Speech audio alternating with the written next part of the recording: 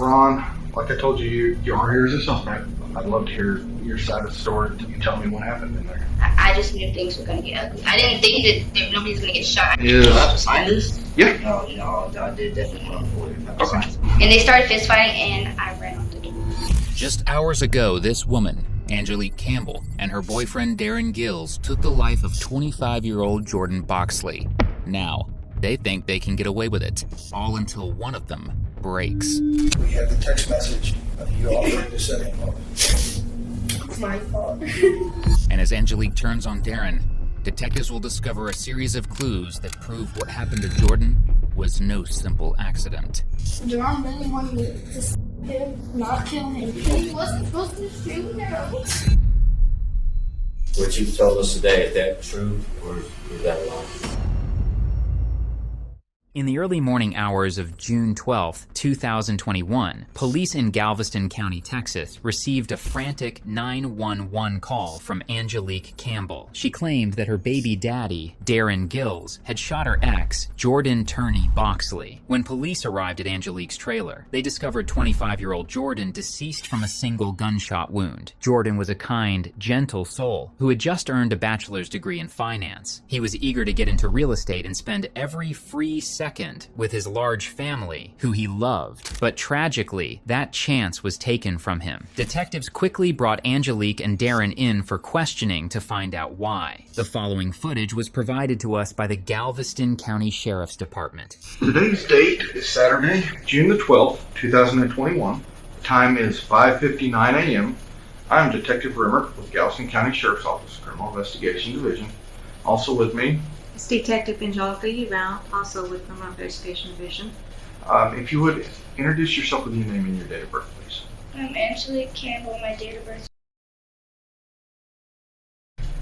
We're here on case number 21-00002515, which is a homicide that occurred overnight tonight.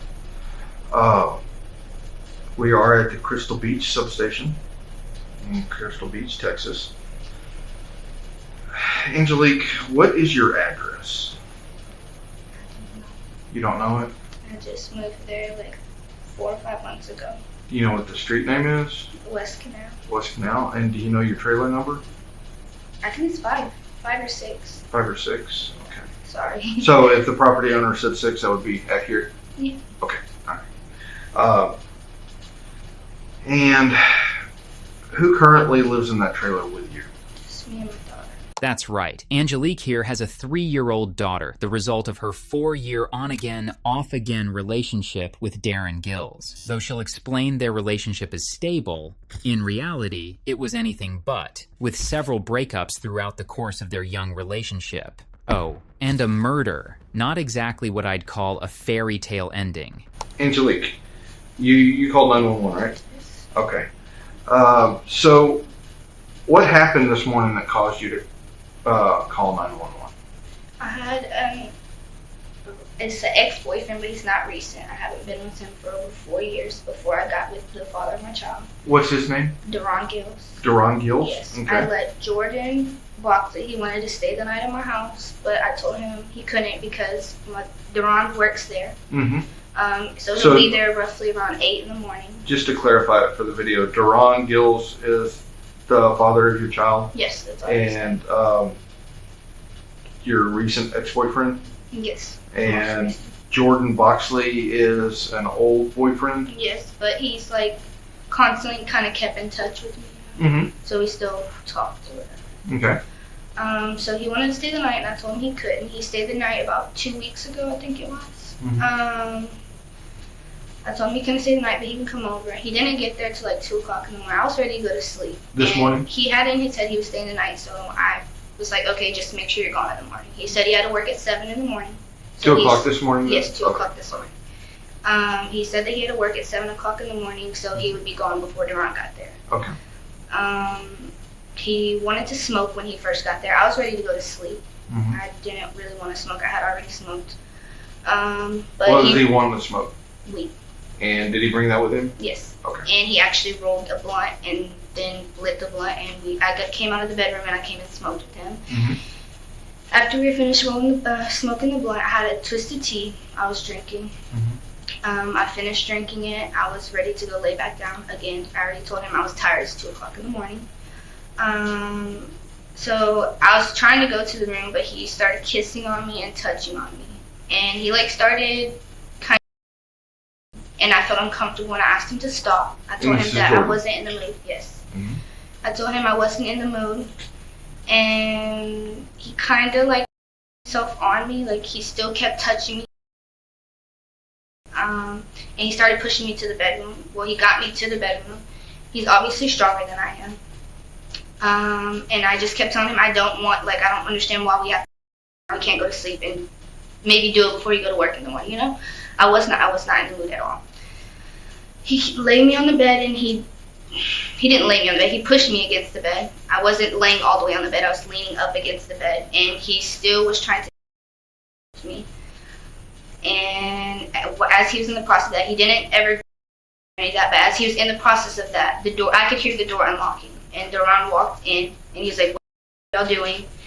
And he went to go and pull Jordan off of him, and Jordan turned around and he swung on him. But he got Jordan off of me. Jordan turned around and swung on Duran, and they started fist fighting, and I ran out the door. Okay.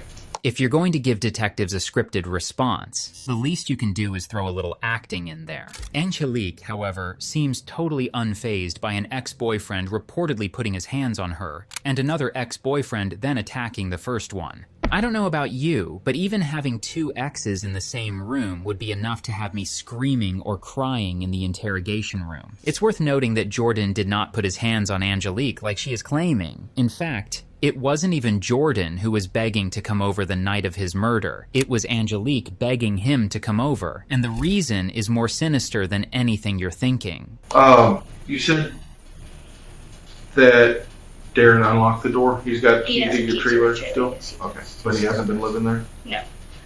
But he does go there on his lunch break. He'll come in there and use the bathroom. And that dog, I don't know if you're the one I told about the dog. No. There's a German Shepherd that's our dog. Well, it's his dog. He's been taking it, but we got it together for his birthday or whatever. But he lets the dog stay in there because he doesn't really have a place to live. And at his mom's, he can't have the dog. So he brings the dog to work with him. So he'll come in and out the trailer during lunchtime and stuff.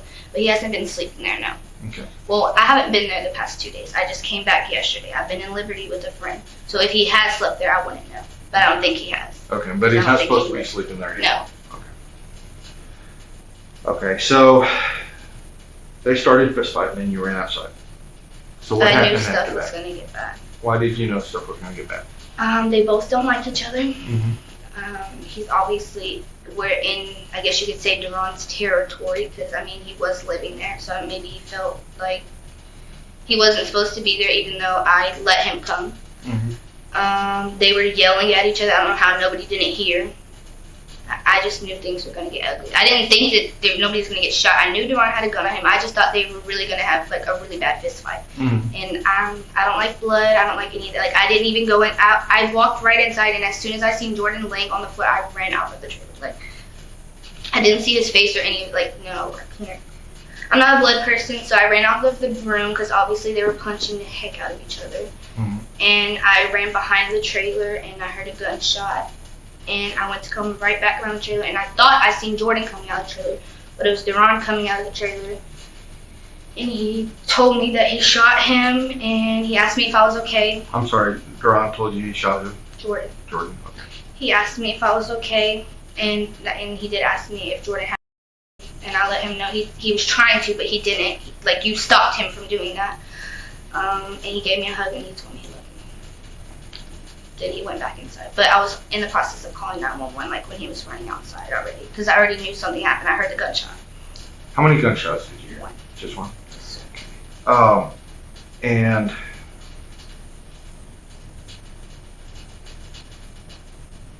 so you said he went back inside after he talked to you? Yes. Okay. What was the first for him going inside? Do you know? I think he went to go see if he was alive because I asked him if he was dead. And how long did he stay inside the trailer when he went back inside? He just went in and he basically came right back out. Okay. What did Duran do at that point? We were waiting for the cops. Okay. And we seen y'all come, so I ran toward John. He just stood in the yard and waited. Okay. Did Did you see anything that happened when the police got there?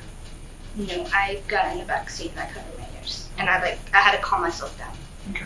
At the scene, Angelique was hyperventilating as arriving officers asked her questions. However, there was something peculiar about her answers in between gasps for breath. She was blaming the two boys for absolutely everything. Not only did she repeat the completely fabricated story that Jordan had touched her, but she claimed that Darren stormed in the house and that she believed he was highly intoxicated. What she's not telling detectives is something that they're going to find out the moment they look at her phone. Darren didn't storm in the house because when Jordan arrived, he was already inside. Has there been any previous history between them with issues or anything? They've never met. What about between you and Jordan? We haven't had any bad issues. He's not a bad guy. He's a really good guy. I think that he was intoxicated because he told me he was drinking before he came over. And he's not usually like that ever. I mean, he is touchy, but when I tell him no, he stops, and he was not letting up. Like, I really don't know. So is that our first time occurrence? First time that he's like tried to force me to do something, yes. Okay. Why do you think Duran came into the trailer? Did he? I mean, was there any way for him to know what was going on, or was he just there because Jordan was there? He does come in and out of not at 2 o'clock in the morning. I don't know what he was. He might have been coming to not. He might have not known I was there, and may have been coming to sleep there because I did tell him I was in Liberty with my friend because I went and did a birthday party for my daughter because we couldn't be cordial and have a birthday party together because we just broke up and it was not good for us to see each other really. So I let him know that I was staying up there, so he might have thought I was still up there. So when you went up to Liberty with your daughter for the birthday, how did you get there? My friend came and got me. Okay, so you didn't drive your car? That car, the timing bill is all of it. Okay. Does he know Jordan's car? I The don't Mazda? think so. I don't think so. Because it was parked right behind yours. I don't think he knows his car. Like, I haven't told him what he drives. Okay. The old car, yeah, but he used to have a Buick, and I did tell him that because that's when we first got together. But there wouldn't have been anybody else parking behind you? No. I don't really have company. I leave. So, in your opinion, what do you think Duran's purpose would have been coming into the trailer if he knew that Jordan was in the trailer with you? He probably would have made him leave. You think maybe if he knew he was in there and we were just in there chilling, he probably would have made him leave.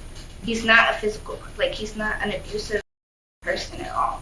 I think it was just in the midst of his mind, he really thought that Jordan was like at the moment. Because I was basically crying. I was asking him to stop, please, I don't want to do this right now.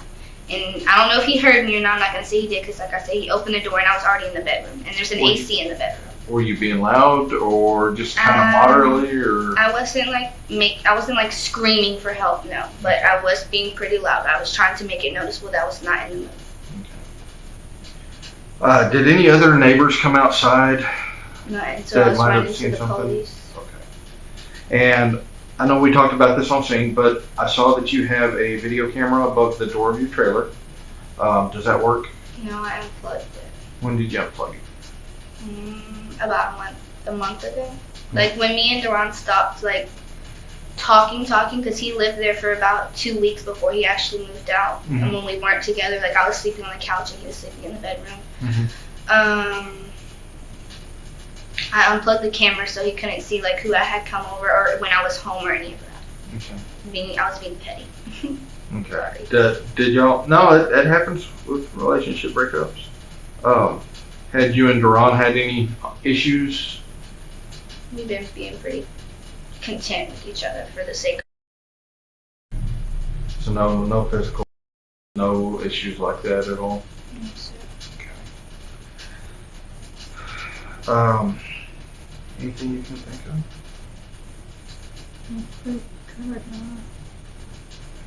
So, is there anything at all that I haven't asked you about that you think is important to get on record? Because I want to make sure that I get everything down that needs to be known. Not that I can think of. Well, we were in the interview. The time is 6:13 a.m. At this point, Angelique likely thought her plan was working without a hitch. Little did she know, those pesky search warrants were underway. And they didn't just find a clue here and there. They found an entire murder plan, typed out and exchanged between Angelique and Darren. And look, I'm not encouraging anyone to break the law. But if you're going to in this day and age, you'd think you'd know not to send dozens of texts laying out your crime step by step. Just 24 hours later, detectives had Angelique back at the station. We're here at the Crystal Beach substation on case number 21-00002515, which is a homicide that occurred in Crystal Beach on June the 12th of this year. So that's why we wanted to talk to you. Voluntarily, doors unlocked. Anytime you get tired of talking to us, you can get up and leave, okay? You understand that you're not under arrest?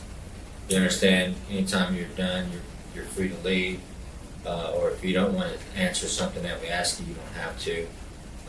Just say, hey, I'm ready to go. The door's locked. You leave. Just want you to make sure that you know that you're here. And you came here voluntarily, is that correct? We asked you to come down? Okay. And you came down saying no problems? Okay. With that being said, we want to talk to you about I didn't get the chance to speak to you last time, but Detective Rimmer did. And, we've continued on with the investigation, and there's some things that we need to verify with you, and he'll verify those things with you. So, you want her to recap on the events that night, or? Yeah, kind of tell me again what happened that night. I know this is hard. Yeah, I've been trying not to think about it. It's not an easy thing. It's a traumatic event. Nobody wants to go through that, and we get that. But this is the thing, Angelique. It's really important for us to get all the facts straight, all right, and make sure we have our ducks in a row, and we have everything is documented appropriately, and make sure we didn't overlook something. So, and a lot of times, when you go through something traumatic like that, and you talk to people, there may be things that you think of later on. So that's why we come back and revisit people that we talked to that night also. So, and that's why we're just asking, can you kind of go through your head or recap? What I mean by recap is what took place that you remember that night. If there's something else that you didn't say happened at night, now's the time to say it.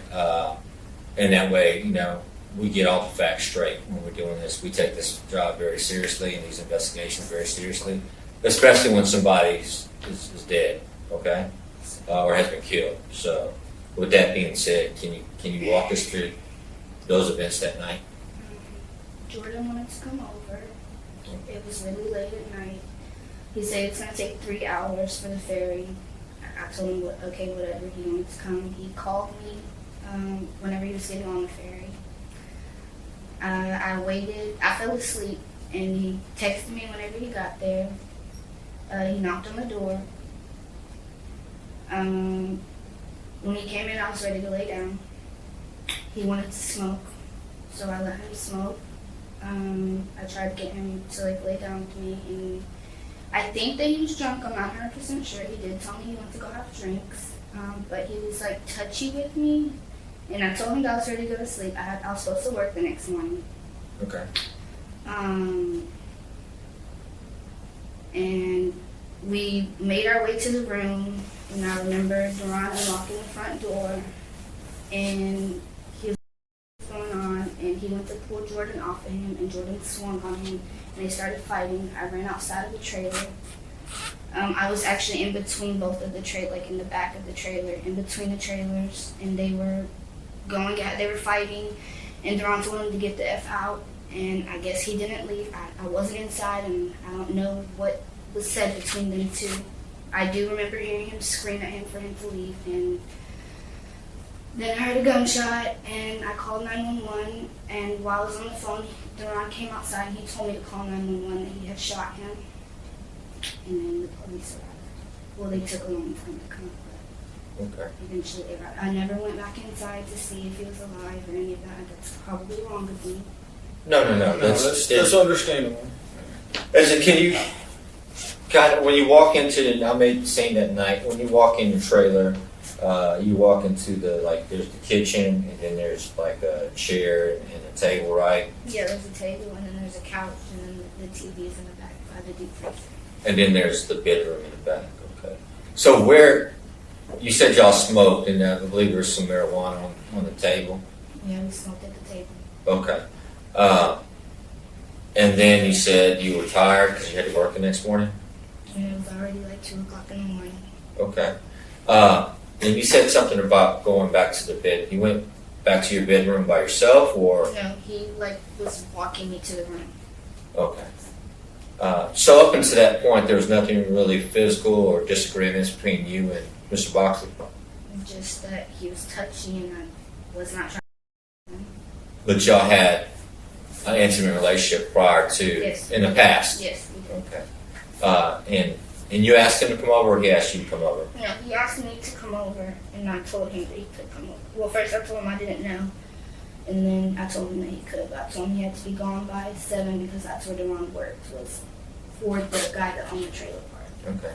You have to give Angelique some credit. She's good at sticking to her story, at least until detectives bring up the text messages she sent. The text messages that are sitting in a folder off to the side, which she continuously sneaks a glance at. Apparently, despite her inability to realize sending the texts were dumb, she is smart enough to know that a thick folder when you're being questioned by detectives is very, very bad.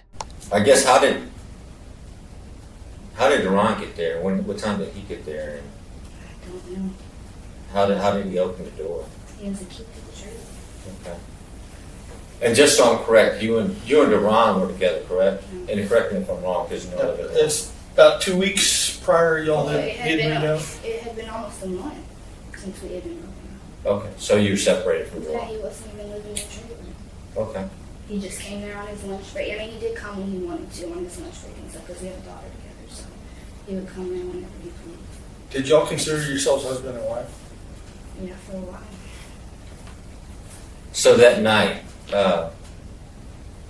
did Deron text you or call you, say, I'm coming by, or? I mean, how did he just showed up? Or was that normal for him just to show up? Not at 2 o'clock in the morning. Not at 2 in the morning? Okay. So you didn't know he was going to come by that night or that morning? No. You okay? And thank you for talking to us. I know this is hard to have to go through this and kind of revision everything and walk through that whole thing. So, Mr. Boxley is walking you to the bedroom, and the trailer's not that big. So, was he on? Obviously, it's not enough room for both of y'all side by side. So he was I was facing him and he was facing me. He was pushing me to the bedroom basically. okay. And what was your response to that? I just told him, can we lay down? Okay. And then what did he say? He was trying to kiss me. He wasn't saying anything. He was trying to kiss me. Okay. Did you ask him to leave? No, I didn't. Okay. Is that normal behavior when he's around you? No. No. No, usually he's a sweet person. He wasn't that person. Okay. But I do think that he may have been a little bit intoxicated. Okay. All right. So, I've got a couple questions for you. Okay? And before we start asking our questions, I notice you keep looking at the folders. I know what's in these right. Every text message, every texting app, everything from both of y'all's phones. So you know that we know what occurred. We have the text message of you offering to set him up. I can show you the text message. I understand that you, and I understand that, but you set him up. You knew that Duran was going to come over, and you knew that you told me that night you knew they didn't get along, that they were squabbling. But you knew Duran was coming over. Yeah. And you knew Duran was coming over to take care of it. So actually he said handle it so that y'all could be a family. But Duran's message is all to you said he had to be dead. And I can show them to you if you want. I'm sure you remember them. Okay, and that's not to remember that. But we have to get to the bottom of what happened.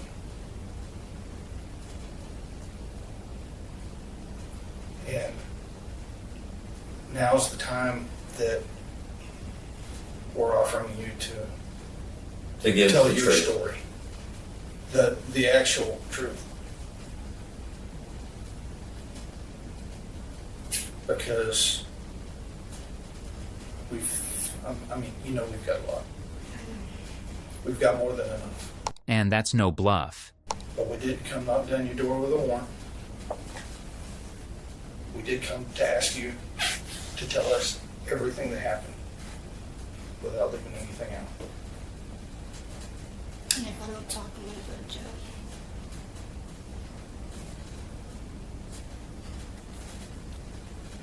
I can't make you any promises either way, but let me draw you a picture, okay? And I'm not trying to be. I got 4 kids. I couldn't imagine being separated for them. You understand that murder carries a life sentence. Life in Texas is a minimum of 40 years. That means your baby will be 43 years old before you get out of prison if you get a life sentence for this murder.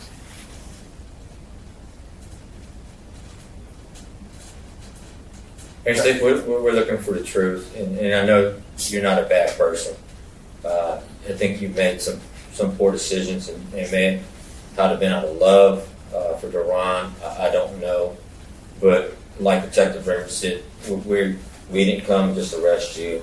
We came to get your side of things, and we want to give you that opportunity to provide what all took place and what was said. And yes, we're going to have to show you the text messages because we want you to verify. All right, so from the beginning, now, They were tell us. supposed to fight. Duran really wanted me to stab him, not kill him. He just wanted me to make him not no more, basically. He just wanted me to show Jordan that I wasn't. I told him before, but he doesn't listen. He said I'm not him like that no more. And I didn't want to do it. I was scared. So Duran said that he would confront him. So Duran was inside the trailer. Where was he at? He was in the bathroom. And he told me to have Jordan facing the opposite way of him so that he didn't see him come out of the bathroom. And when he came out of the bathroom, he confronted him. And they started fighting, so I ran out of the trailer. And he wasn't supposed to shoot him. You told me that night you knew that Duran had his gun. He always had, he never goes without it. So it wasn't like not normal. He always has it. How does he usually carry it? He carries it on his waist. Just stuck in his pants or in a No, he holster? usually has a holster. But he didn't have his holster. His I holster don't was in his know. car. I don't know about the holster, but I know that he usually keeps it in his pants. He don't always, I don't know what he was wearing, but he can wear it right there without a holster. He has before. Okay. But he didn't have it in his hands or any of that whenever he came out of the bathroom. I will promise you that. So what time that night of the murder, what time did Duran arrive at your trailer, or y'all's trailer? I don't know. It was like an hour before. Okay. What happened when Duran got there? He wanted to wait for Jordan to get there. So he sat on the couch and waited. And how did he know Duran was going to, how did Duran know that Boxley was going to come over? He told me. Well, I had told him that Jordan asked to come over because I was trying to get Duran to come home. And then he told me that he wasn't coming, and if I was still talking to Jordan and all types of other stuff. So Duran's there, and how does Jordan get there? Jordan Boxley gets to your place. He drove, and then he told me he was outside, and I opened the door and I let him in. Jordan was just 25 years old when his life was snatched away for absolutely no reason, in one of the many off periods in Angelique and Darren's on-again, off-again relationship. The two had begun casually seeing one another when Angelique begged Darren to get back with her. He agreed, but under one condition. She had to prove her loyalty by catching a body. If you don't speak street, that's murdering someone. Instead, she opted Jordan up on a silver platter for Darren to kill, and she tried very, very hard to get Jordan there. How did Jordan know to come? He asked me to come over. He asked if he could come over. Then I told him to come over, I guess. Okay. And then When he was on his way, he waited in the ferry for about 3 hours. okay. And then Did Jordan try to not come over that night? Tell you it was too late? Yes. Why did you keep telling him to come if it was too late? I told him to. But he was. Yeah. You don't understand. No, No, we're trying to understand. We're trying to understand. They're not. Neither one of them are bad people. It's just. It's my fault. I should have left both of them alone. so Duran comes over. You don't know what time. I don't remember what time. Okay. And he's waiting in the trailer while you're texting Jordan to come over. Okay. How do you know when Jordan's there? He told me he was outside. Okay. And then where was Duran at? He went in the bathroom. He went in the bathroom. Did he lock the bathroom door? No. No. Why did he need you to open the bathroom door? Because I was scared. He just asked me to open the bathroom door, and I opened it, and he didn't even come out of the bathroom. What do you mean he didn't come out of the bathroom? Like, I swung the door open thinking that he's about to go out and confront him, and he didn't. He stayed in the bathroom. So I closed the door back, and I went back in there, and I let Jordan finish his blunt, and I guess he got impatient. I don't know. Then Duran came out of the bathroom. And what was said when he came out of the bathroom? He said, what's up? Do you want to talk all that shit now? And Jordan stood up, and they started fighting, and I ran out of the trailer. What happened when you ran out of the trailer? I heard them stumbling around. I heard both of them. I heard Duran say, "Now talk all that shit now," and then he was like, "Okay, you can go," like telling him to leave. And Jordan said, "F you," and they were fighting. Like I couldn't hear everything they were saying.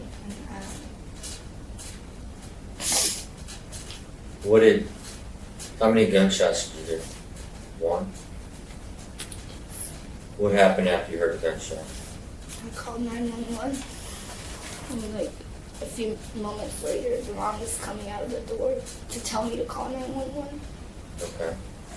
What else did Duran say to you? He asked me if I'm okay. And what did you say? What was going through your I mind? was scared that we were both about to lose our... that we were both about to go to jail. That's what was going through my mind, that my daughter was about to lose both her parents. After I told him I didn't want to do it no more, that I was scared, even though I didn't even know this was going to happen. They were supposed to fight. Like, he was not going to kill him. I know what the text messages say. I don't think he's not. Let's look at it first. I don't want to. Well, just look at a couple of them, okay? Because I have a hard time with, I understand that you may not have intended for him to die, but you knew what Deron wanted. On the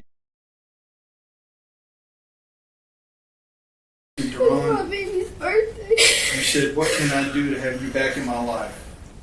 It has to be something." And he said, "Catch a body." And you asked him if he was going to be the shooter. Later on, when y'all are talking, he tells you he'll kill for his family. There's no starting over until you take care of that problem. And he said, "I'm not going to kill anybody, I'll set him up." Not to die, though. But you knew he was talking about a body, and about him dying, and about y'all can't continue as long as he was alive. He said those specific words, right? Okay. And I'm not saying that I think that you meant for him to die, but the back of your heart, you know what Deron wanted, right? And what did Deron want?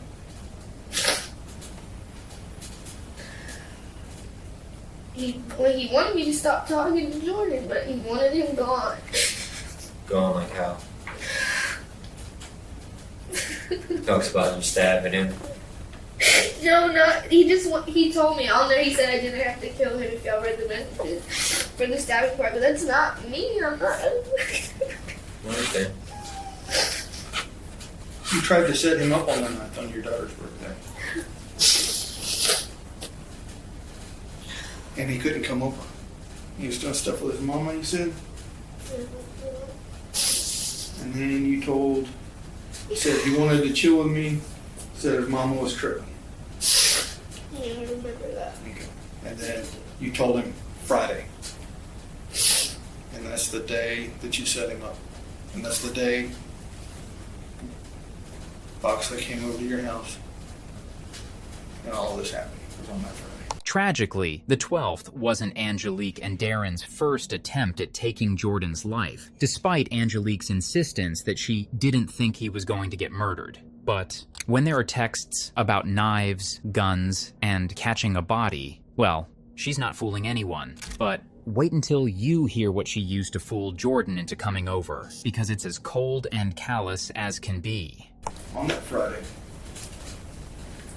you texted Boxley and asked him to come over. Correct? I need you to answer me out loud. I'm sorry. It's on video and I'm kind of sitting in front of you. Okay. No, you're all right. I just want to make sure it's all clear. He asked if he can spend the night, and you told him yes. But you told me that night you specifically told him he couldn't. So, I know I'm going to get in trouble for that too. The thing is, and I'm sure you've always heard, when you tell the truth, there's a lot less trouble coming your way than when you lie and try to hide something, especially something this big. I mean, you got to know. This is about as big as it can get, right?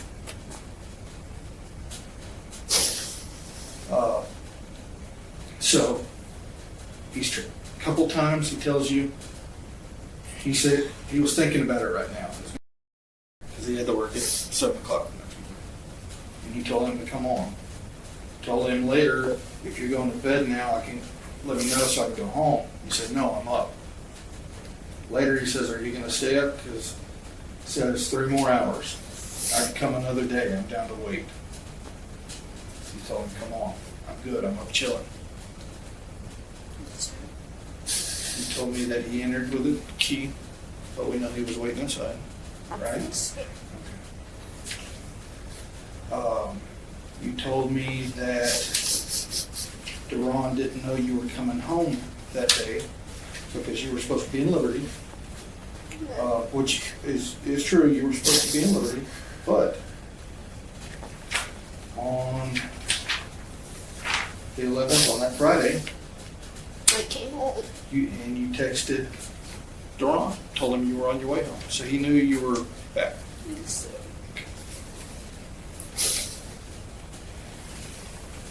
Actually, what you told Detective Rimmer that night, was that true or was that a lie? it was a lie. What you told us today, is that true or is that a lie? it's on video, but you got the truth out of me, yes. Okay. So let me ask you this. Looking back and looking at everything, had you not called Jordan Boxley and invited him over, would he still be alive today? Yeah. This could have been prevented, is that correct? Yes, sir. But instead somebody lost their life. Yes, sir. Can I ask you why you called knowing that Duran was waiting for him inside? He was basically ambushed. He had no idea.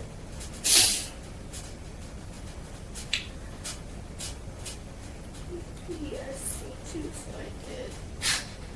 You love Duran? This is a person's life, though.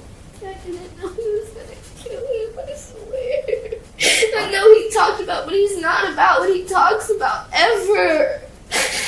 This time he was. Would you agree people do crazy things for love? Yeah. And you just never know what a person's really thinking or feeling. How has this affected you? Because knowing that you knew the truth. I've been scared. I feel bad. What's going through your mind right now? That I told him I didn't want to do it multiple times. And he's persistent. Have you talked to Duran since that, when he got out of jail? His mom won't let me.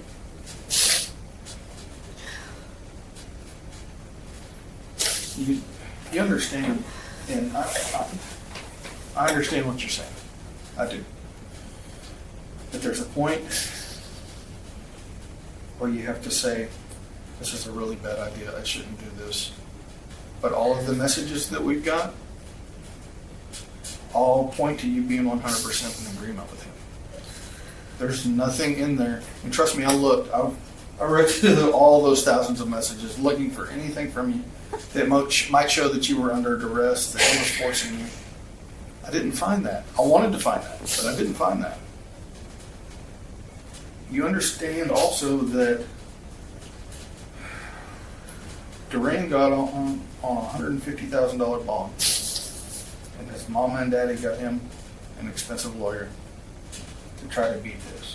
Don't adjust your speakers, you heard that right. Darren was held on a single charge of murder, but was released after his family posted a $150,000 bond. Part of the reason why he got off so easily was because, well, obviously, his family isn't struggling in the financial department. But also, because while Angelique's interrogations totaled close to an hour, his lasted under 2 minutes. And we are here at the Crystal Beach substation, Crystal Beach, Texas, on Galveston County case number 21-00002515. It's an incident that happened over here in Crystal Beach this morning. Duran, like I told you, you are here as a suspect. So I have to go over the advisement of rights form with you before me and you can talk. And then if you want to give me a statement and tell me what happened, I'd love to hear your side of the story. Tell me what happened in there. Okay. All right. So the first line is. Do I have to sign this? Yeah. No, I did definitely want to avoid if I have to sign something right now. Yeah, I'm not we're signing anything right now. Everything has to be signed legally. Every legal do. Okay. I don't even know what this is. All Sorry, I didn't have to sign something before I even talked to you. I didn't know that. Yeah, it's just saying that we read you your rights. I hadn't read any rights. That's what we do when we go through the form. No. And after I read you your rights, then you have to sign the form if you want to talk to me. I don't want to sign anything right now. Okay. I thought we were just talking. I didn't want to sign We will end the interview. Time is 6:34. Which is precisely why detectives are eager to pit her against the ex-boyfriend who she was willing to kill for. I know that your family can't afford that bond, and they can't afford that lawyer. I want to give you the chance to take care of yourself. You can't worry about taking care of him. You got to worry about taking care of yourself and that baby. That's exactly right.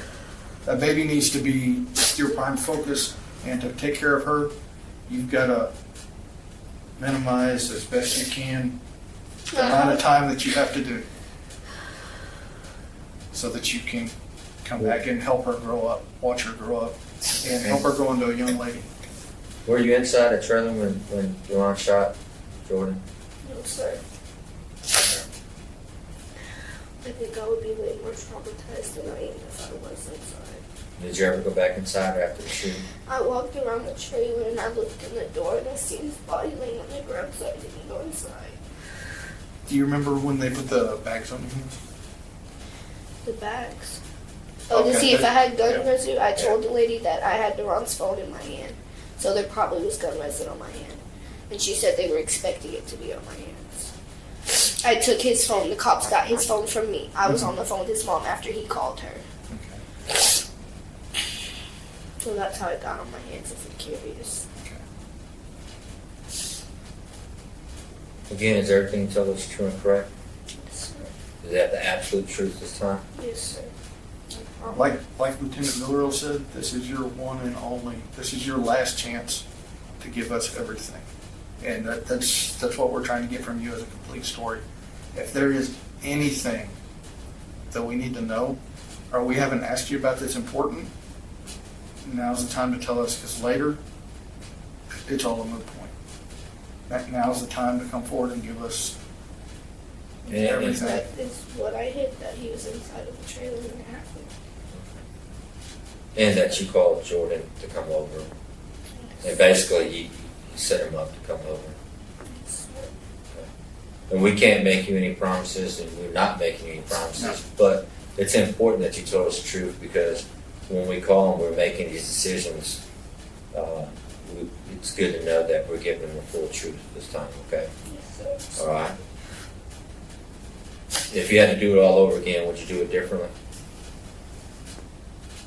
I would have just let Duran go. I wouldn't have been with him no more. If you had something to say to the family, Jordan's family, now, what would you say? Sorry. I really am sorry. Okay. All right, we will interview. The time is 1:46 p.m. Cut that one off. Forgot about that. Ultimately, both Darren and Angelique pleaded guilty, but received different sentences for their involvement. Despite Darren's expensive lawyers, he ended up pleading guilty to murder and landing himself in prison for 40 years. Angelique pleaded guilty to the same charge, but earned herself 27 years behind bars. By the time she is out of prison, her daughter will be older than she was at the time of her interrogation.